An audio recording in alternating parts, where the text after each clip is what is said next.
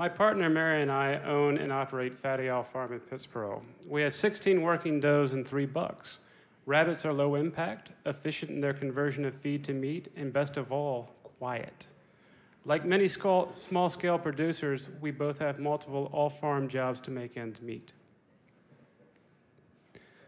With a gestation period of 30 days and litter sizes ranging from 6 to 10 bunnies per kindling, our breeding schedule allows each of our does the potential to produce 50 kits per year. We plan on retiring one day with our bunny millions because the old adage is true. They do breed like rabbits. Because we are so small, secondary products really help the bottom line. Rabbit poop is a no-brainer. You can't have rabbits without poop. Plus, it's quite funny at farmers markets. We also have access to organ meat and hides because we on-farm process. Mary uses our never-ending supply of feed bags to make shopping bags and wallets.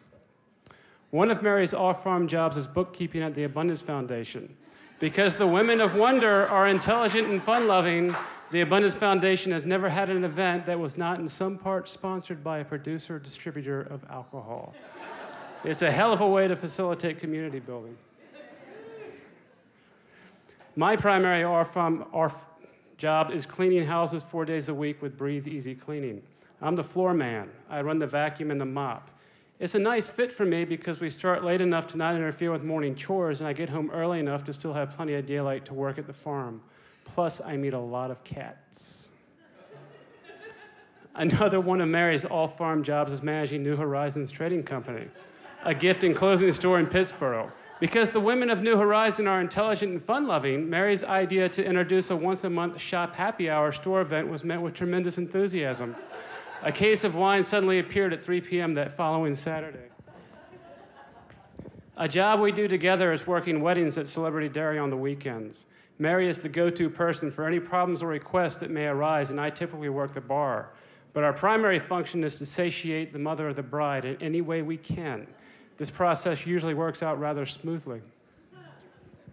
However, things sometimes get exciting. For example, at 7:45, where the hell are the mini cupcakes? Asked the mother of the bride. While Mary tosses in a big hunk of raw meat to distract her, everyone else drops what they are doing to frantically look for the cupcakes. Turns out they were in the mother of the bride's trunk the whole time, 18 miles away from the wedding. Meet the Glawsons. Working for John and Ann is my last off-farm job. I do a full day at their farm on Tuesdays and a few hours if needed through the rest of the week. John is a 5th-generation farmer. He pays the bill with 3 chicken houses and spends the rest of his time with beef cattle, hogs, hay, and fescue seed. John refers to our Tuesdays together as my male day of the work week. I guess that makes the other 4 days my non-male days. I've decided to roll with it, and I really, really, really enjoy my Tuesdays. I've had many first-time experiences working with John. Hog killing, making square hay bales, working in a chicken house, preparing cane for molasses, pruning fruit trees, sitting down to dinner instead of lunch, and castrating pigs, which obviously we never, ever do on my male day. I spent hours with John sorting through different raw foods to determine whether it goes to the kitchen or the hogs. He's particularly proud of the orchard, and Ann does some extraordinary things with apples. She's a master at food preservation. Her meals are simple but very satisfying. They enjoy sharing their food with others. John and Ann are old school frugal. Very little is wasted on the farm. If it can't be used immediately, it is stored to be used later. John hates waste in general. I collected over 7,000 eggs that were condemned at another nearby farm. After picking out what he wanted, John gave the rest to the hogs. The other day, I learned that a sow with piglets is quite a bit more dangerous than the mother of the bride. We were castrating a squealy bunch of piglets when the mama sow, responding to the squeals, almost knocked the fence completely down. Only one board kept her from eating us. "She'll cut you like a chainsaw," said John. This is a field of raked and fluffed hay that is ready to be baled. In between flocks, John gathers and spreads the chicken manure on his fields. It fits nicely together because the hay he makes with the manure feeds his cows and hogs during the winter. What he doesn't need, he sells to neighbors and friends for a bit of scratch.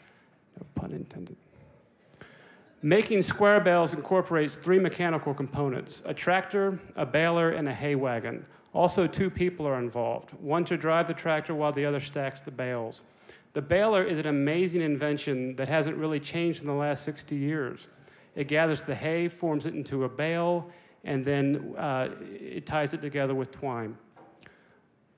The man on the wagon, while trying to keep his footing, while trying not to fall in the holes that riddle these ancient hay wagons, while trying to breathe through the heat and the dust, while trying to keep pace with the 45-pound bales coming off the chute, this is the man responsible for stacking the bales in such a way that at the end they don't roll off the wagon. We did 370 bales on this particular day in less than 4 hours. John's daughter, while watching from a distance, couldn't tell the difference between me and John as we took turns in the wagon. At first, I took this as a compliment. But wait a minute. John's 77. John's the toughest man I know. John likes it when a group of people come together to work at a shared task. On this day, we were in the cane field stripping the leaves off the stalks. This is the first step in the process of turning raw cane into molasses. 40 people came out to help, and Ann fed all of us. I call it getting a job done quickly. John calls it fellowship. Meet the 7th and 8th generation of the Glossons, a grandson and a great-granddaughter. Because these children live on the farm, they get to participate in all these events. They helped with the cane. They witnessed the hogs being killed and processed. They plant and harvest the family garden. They play on the hay bales. They began to understand the dedication, resilience, and determination it takes and has taken to keep farming. But most importantly, they see how good John and Ann are to each other, their family, and their neighbors, even after 60 years of marriage and farming.